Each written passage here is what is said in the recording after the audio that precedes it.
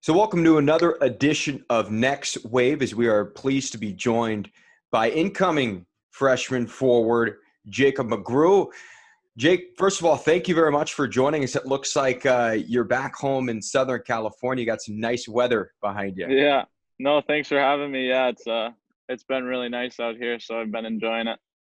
Well, you are from Orange, California, beautiful part of the country. We go to Southern California, obviously, quite a hmm bit to play the two teams down in the American Hockey League down there. So you played for the Junior Kings. You ended up being drafted in the WHL by the Spokane Chiefs. Did you have any idea that Spokane was looking at you originally? Did you have any idea that you would be drafted in the WHL? What was that process like for you? well, I think the WHL Combine happened in Anaheim, so I went to that. I played pretty well, and I mean, I talked to a couple teams, but I felt most comfortable talking to Spokane, and they showed a lot of interest. But at the time, I kind of told them I wasn't sure if I was gonna go to college or go the major junior route. So I think once I got drafted and I went to camp, I kind of fell in love with the city and the staff because they make it feel like a family there. So I think I felt really comfortable, and I knew kind of right away when I got there that that's where I wanted to be. You kind of touched on a little bit, but you said you weren't really sure if you were going to play the major junior route or go the NCAA route. hmm Were at the time, were you considering, what schools were you looking at potentially to play the college route if you were going to go that way? I mean, I went on a visit with one of my buddies that I played with, Cole Gutman, to St. Cloud, I think it was, and then I had a couple offers from ASU because they were becoming Division One at the time, and then I think after I signed with San Jose, or I mean Spokane, sorry, Michigan State came to me with an offer, but it was too late at that point, obviously. But I don't regret going major junior. I think everyone has their own path, right? So Is there anybody in the area down in Southern California? There's been a lot of players that have gone on to play in the WHL or went the college route. Anybody you relied on to make that decision? Anybody you knew in the area that had already played the dub? I think my coach, who at the time was Jack Bocus, he unfortunately passed away a few months ago. He played major junior. He played for Saskatoon, and he was I relied on him a lot just because he was really knowledgeable. He told me every day that it's your decision. You have to do what is best for you and what fits your style of play the best. And he spoke nothing but good things about college and major junior. So I think he was probably the biggest factor of the backbone of making that decision. And obviously my parents gave me full support in whatever I wanted to do. So So going into that first year in the WHL, you're coming off a really good season playing Tier 1 hockey for the LA Junior Kings. You led your club in scoring. And then you go to the WHL and you probably are extremely excited, looking forward to the season. And then all of a sudden in the preseason, you suffer a season-ending injury. What was that like? How'd you overcome that adversity? How'd you get through that first year, especially in a crucial year for you where you are entering an opportunity to get drafted? What was that whole process like for you? yeah, it was definitely a roller coaster. Just to, coming in as a 17-year-old, I was super excited. Played preseason. They gave me a lot of looks in preseason, and obviously playing beside guys like Kyler Yamamoto and Anderson Dolan and guys like that, you kind of step in and you're like, oh wow, like as a 17-year-old, they've been there for a year already. Well, Kyler had been there for 2 years, and you're playing with guys like that right off the bat in preseason. It kind of shows that they had confidence in me coming in. And then to suffer that injury, I think it made me grow up really fast. It put me through things mentally and physically that most guys hopefully never have to go through. But yeah, it showed me what it is to be a man, to go through adversity, to go through ups and downs, because there were some dark days in that first year, and kind of knowing that it was my draft year and it was a big year. and I was putting a lot of pressure on myself. Um, but I think it, like I said, it just made me grow up faster, made me know how to handle adversity and not panic in those situations, and kind of settle down and know that everything's going to work out, and you just got to keep working hard. So despite missing that first year, it was your draft year. You ended up getting drafted in the 6th round that summer by San Jose. Where were you when you got that call, and did you have any idea that San Jose was going to potentially be your landing spot? You know, I was only talking to probably 3 teams, and I think it was 2 weeks before the draft I had a Skype call with San Jose, and they I felt comfortable talking to them, and I think they felt comfortable talking to me. So I felt good in that way. And I was actually on the ice when everything happened, and I looked at my phone after I got off the ice, and I had like 100 missed texts and like 25 calls. And I stepped out of the locker room right there and talked to Doug and everything. So it was a pretty special moment, and definitely to be picked by. I grew up playing in the practice arena, so that was something really special. It kind of brings back memories to when I was young and all that kind of stuff. So it was pretty crazy. As a California kid getting drafted by a California club, kind of carrying the torch for the guys who come out of the state, there's still not a ton of them. It certainly has grown over the years, more than there's ever been. But what type of pride goes into that, being a California guy and getting drafted by an NHL team out of the state? Yeah, I take a lot of pride in that. I think it just shows that hockey is getting bigger in Southern California and Northern California. So I think I take a lot of pride in that. I think it was a very special moment for me and my family. Um, I mean, no matter where I went, it was going to be a special moment. But to know that a California team took the time to kind of see me as a California player, and know that I am the same as a Canadian from Kelowna that has played and stuff like that. So I think it's a very special thing, and I think it just shows to all the California players that if you work hard enough and you put forth the effort, that it can happen. So going back to 17-18, essentially your de facto rookie season after suffering that injury, you have a tremendous first year, one of the top rookies in the WHL, and then you sign an entry-level contract. It's one thing to get drafted. It's another thing to sign the contract, put, the ink to the paper. What was that moment like? What did that feel like, knowing that the Sharks really had officially made a financial investment in you? Yeah, it was a great feeling. And I think it just proves that whether you're a first rounder, a 5th rounder, or a 7th rounder, you're going to get the looks that you're going to get, and you just got to make them count. But yeah, it was obviously so exciting and a crazy moment, just to put, like you said, put the ink to the paper and know that they're fully invested in you. So it's a good feeling for sure. It gives you a lot of confidence. Throughout your hockey career, you've had a chance to be a part of the U.S. World Junior Selection Camp. You've been to NHL training camp the past couple of years. You played in the rookie tournament with other prospects in the organization. How have those experiences helped shape and mold your game? I think big time. I mean, you go from playing juniors to playing with men, whatever age, 25 to 30, 20, 21, whatever. I think it molds your game in a way that you learn how to play just a different style. You learn how to do things differently, faster, quicker.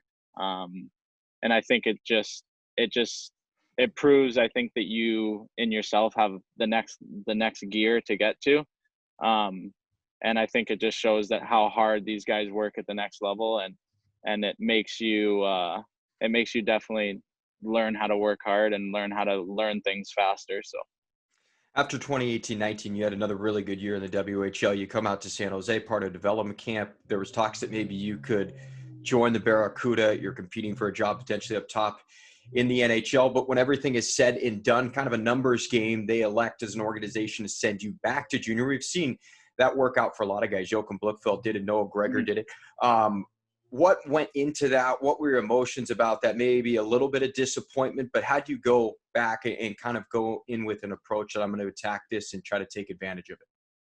Yeah, I think them sending me back, I didn't take it as I didn't sit in self-pity. I mean, obviously you get pissed off and you get back to work, but I took it as, okay, well, like you said, Blitchfield did it and Greg's did it. So I took it as, okay, those guys did it. There's no reason why I can't do it. So I'm gonna come back and give Spokane everything I had and work to get better and like they said to me, work to step in this year and make a difference.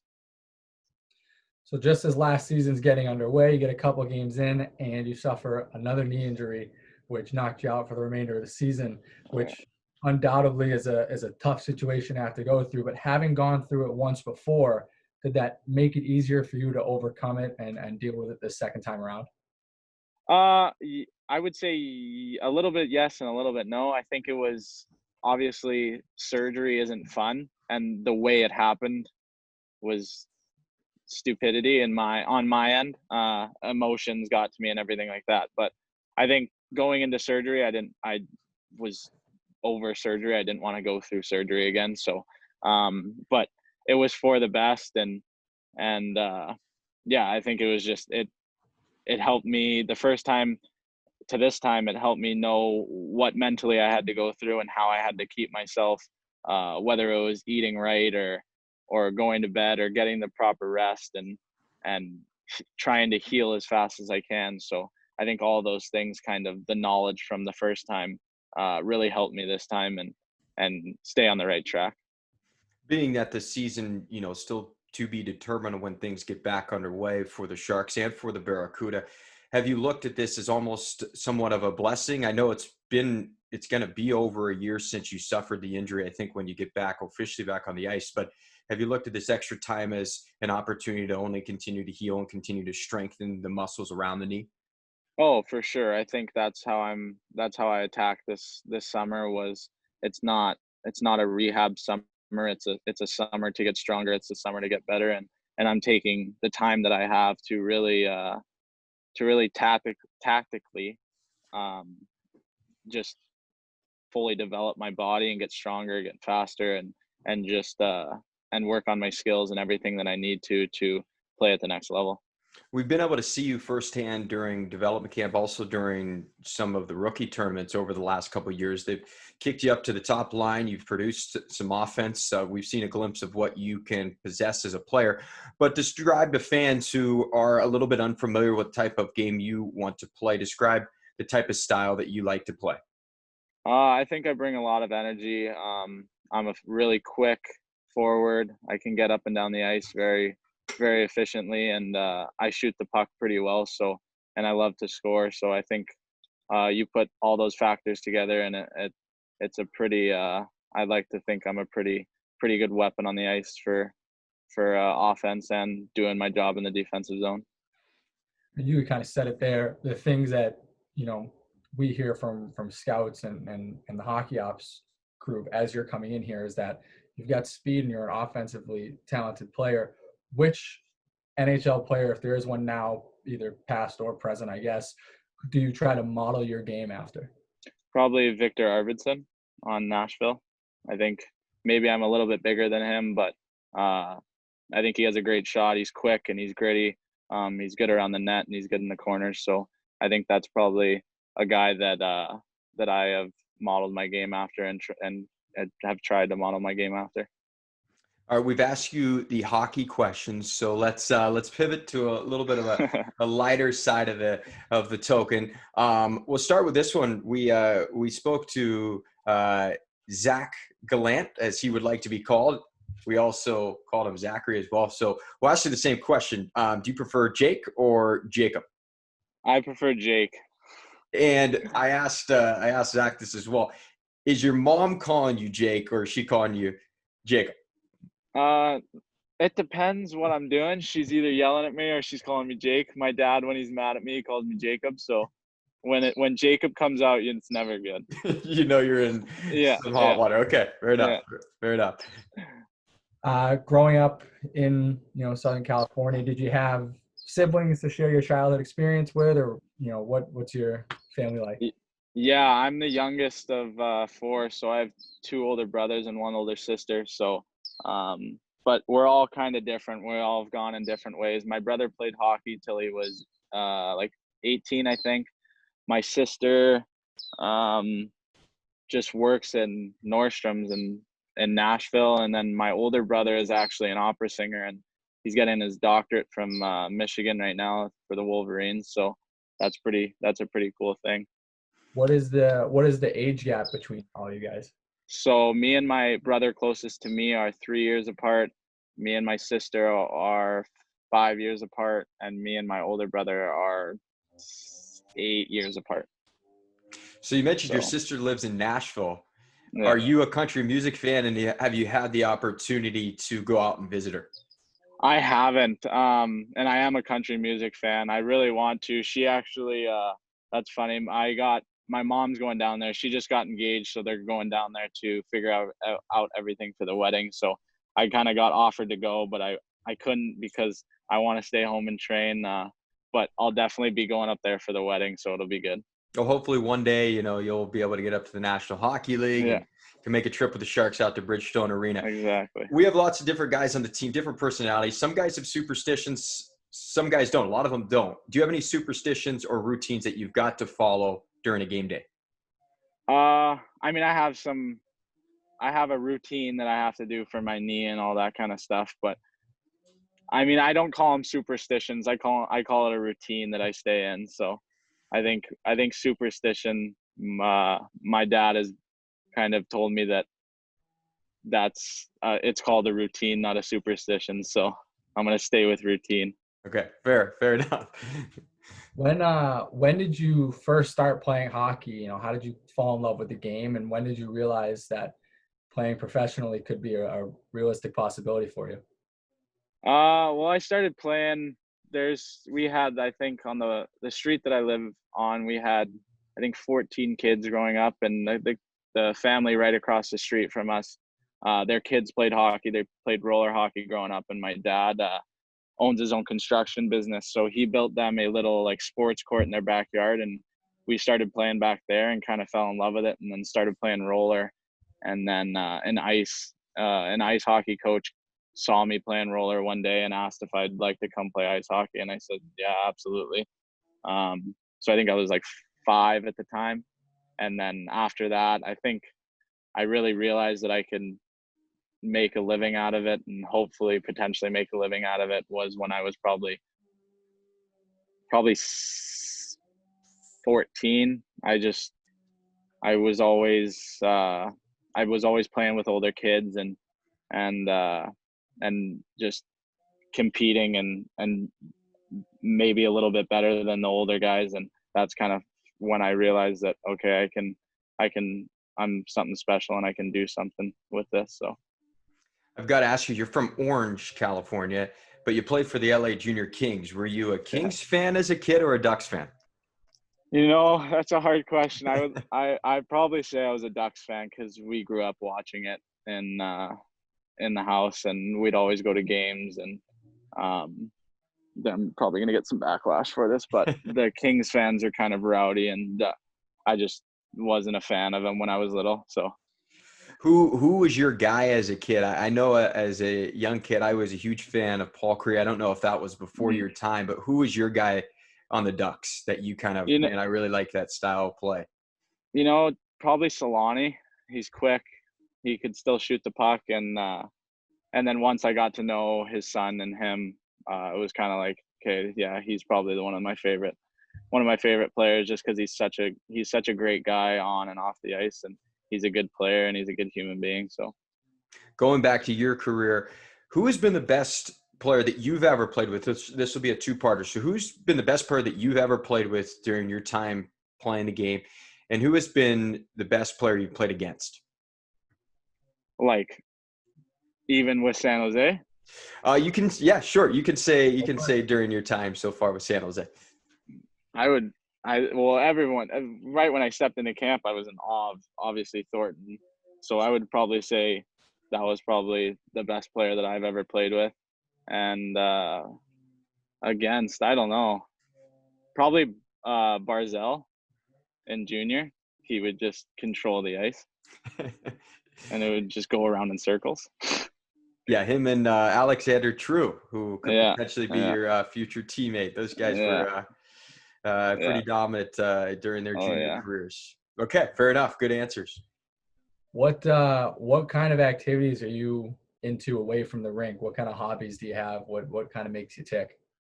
I love to golf. Um, that's about it. I really like. I'm pretty mellow. I go to the gym in the morning, come back. I have a shooting area in my backyard, so I'm out there quite a bit.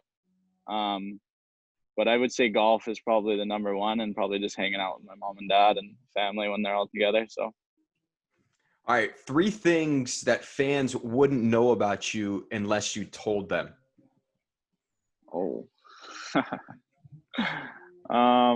that's a hard one.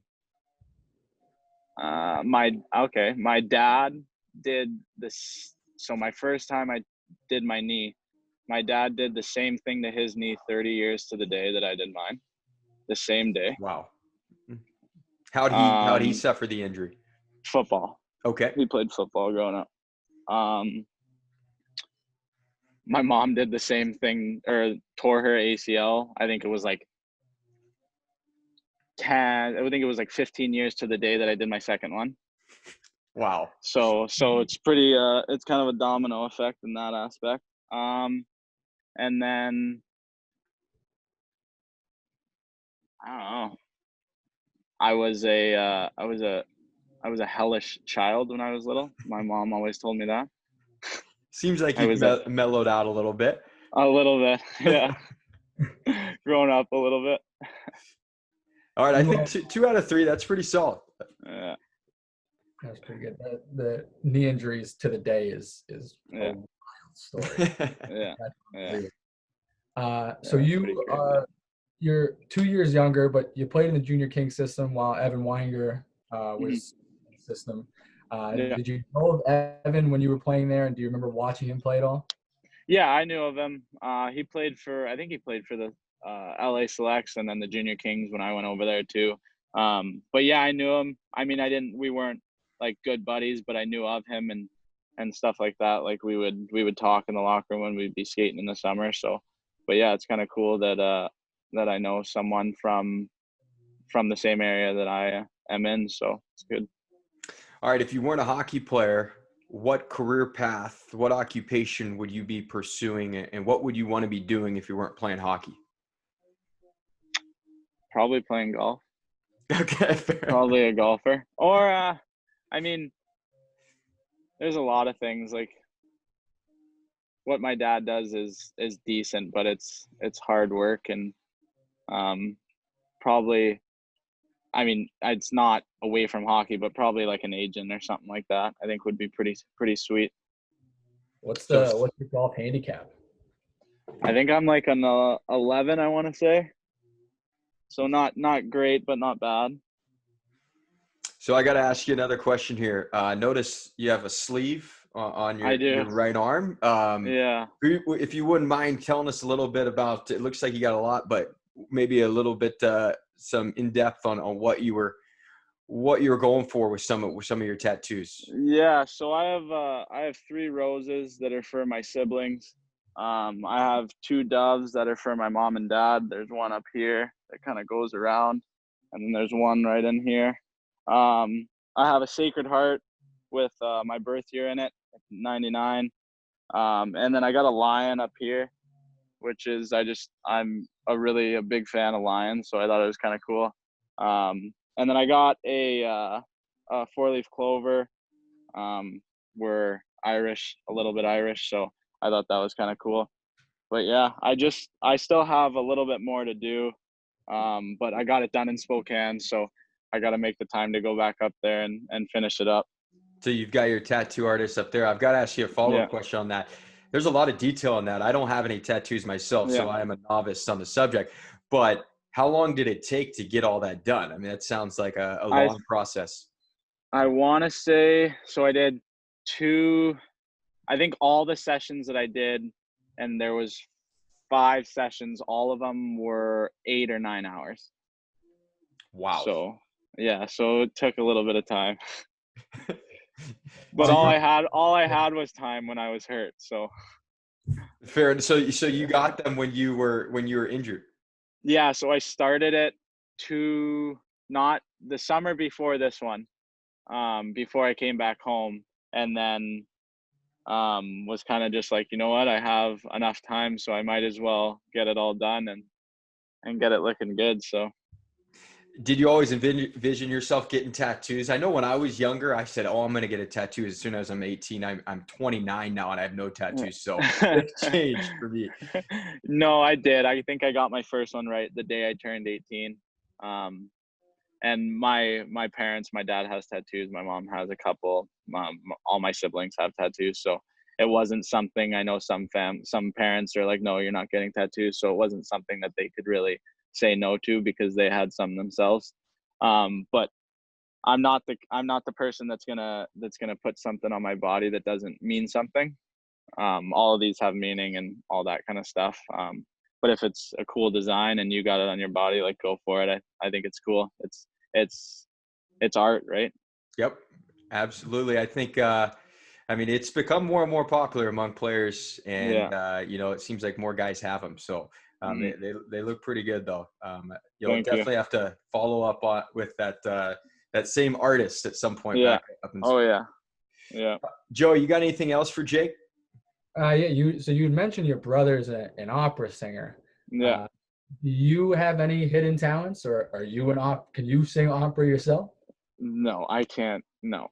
No. Yeah, he's the singer in the family, and I don't really have any hidden talents. Hockey is my thing. I mean, I try to sing, obviously in the car alone by myself, but no one can hear that kind of stuff. So, So, what's the go-to karaoke song for you if you were put on the spot? oh, I don't know, probably something a little slower. A little slow. Okay, Yeah, the Love Jam, not maybe. yeah, probably. Okay, fair enough, but no opera. No, no. The he can sing in like 8 different languages, and I'm like, dude, that's great for you, but how the heck do you do that? Did you have anybody else in the family that was musically inclined, or is he kind of an outlier? No, he started singing in front of people when he was like 4 years old, like big crowds. He always had it and was always that's always what he loved to do. So We'll have to have him Love out to to sing sing an the anthem. anthem. Yep. yeah, exactly, exactly. We're always looking for anthem singers. So to Yeah, have one that his brother's on the team, I think that would be pretty sweet. that'd be Sam, sweet. Lock him Sam, in. perfect. There we go. All right, sounds good. Jake, hey, we can't thank you enough, man. Stay safe. Enjoy that weather down in Southern California, and we hope to see you very, very soon. One last question for you. Sharks aren't in the playoffs, so you don't need to tie in the Sharks. Who do you got winning the Stanley Cup with our 2014 playoff here? Oh, I want to say this is biased, but I want to say Edmonton because I'm good buddies with Kyler, and I would love to see that guy put the cup above his head. So I'm gonna say Edmonton. Fair enough. Fair enough. You've got ties there. Yeah, We're familiar with Kyler as well, having played in yeah, Bakersfield. So, yeah, all right, for all sure. right, man. Well, again, thank you so much. Stay safe, and we'll talk to you very soon. Thank Thank you. you guys. I appreciate it.